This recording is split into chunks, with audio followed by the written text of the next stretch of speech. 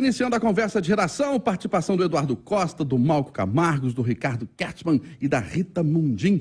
Você, ouvinte, internauta da Itatiaia, também pode participar, mandando a sua opinião pelo nosso chat no YouTube.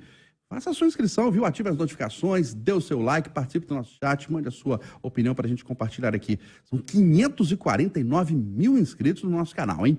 Bom, o governador Romeu Zema sobe o tom contra o ex-presidente Lula e o PT, após declarar apoio, semana passada, à reeleição do presidente Jair Bolsonaro. Ontem, Zema rebateu a declaração de Lula, que disse no domingo em Belo Horizonte que os governos do PT foram melhores para Minas do que o governo Bolsonaro. Zema disse que Lula está totalmente fora da realidade e deveria pedir desculpas pela gestão do PT em Minas, do ex-governador Fernando Pimentel. Eduardo Costa, bom dia para você. Bom dia para todo mundo. Eu estou aqui, recém-chegado ao barco do Lula, a Simone Tebet disse que a campanha do petista precisa de rever muita coisa, para não assustar, ao invés de atrair alguns eleitores de outros candidatos. Muito bem. Tomara que ela consiga, porque algumas coisas precisam ficar claras para o presidente. E uma delas, sem dúvida, é que ele não deve cutucar a onça com vara curta. Não deve mexer com o Zema. Se não, vejamos, eu, com a ajuda do computador que tem na cabeça do Ricardo Kertzmann, estou lembrando que em Minas, o Lula ganhou do Bolsonaro por 48 a 43, 5% de diferença, que é o mesmo número nacional. E isso não foi suficiente para derrotar o Zema, ou pelo menos ter segundo turno. Não foi. Na capital, que era administrada por um apoiador do Lula e que tem hoje o Fuad, que apoiou o Lula domingo, o Zema ganhou por 46 a 42 e o Bolsonaro ganhou. Então, os números já dão para o Lula, não mexe com esse homem, não.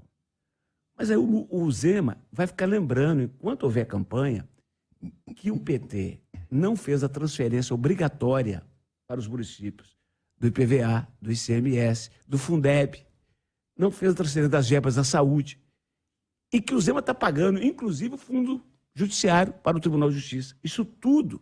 Mas se o Zema não quiser gastar muita saliva, é só ele lembrar para o Lula que o Pimentel, que foi ministro da Dilma e foi governador, não conseguiu eleger-se deputado federal. Teve menos de 40 mil votos. Então, isso é um atestado do fracasso da gestão petista em Minas Gerais.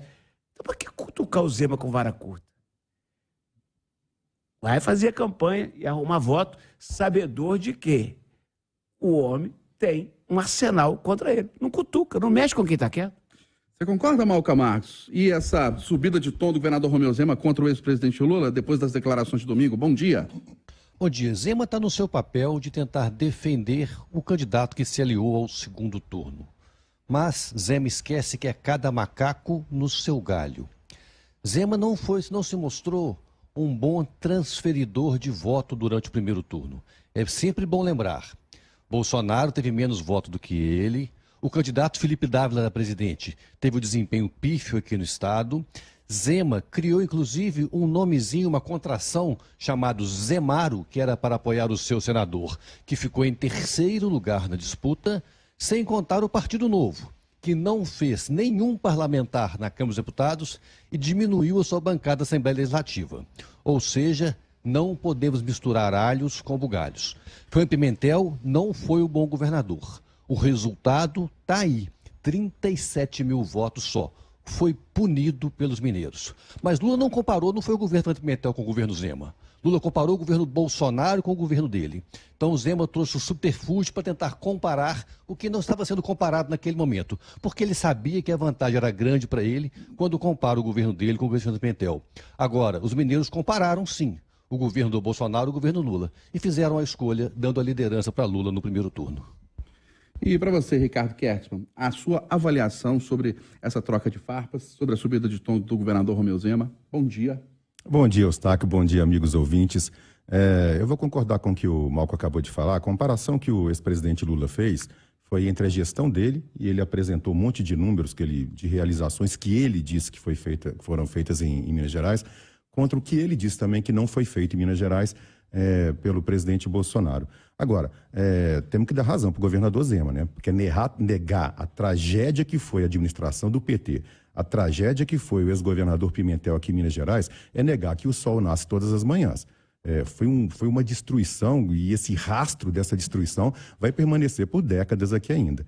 Eu acho que também sobre pedir desculpas, o governador Zema falou que o presidente deveria se desculpar com os mineiros. Eu acho que o ex-presidente Lula deveria se desculpar com os mineiros e com o Brasil inteiro.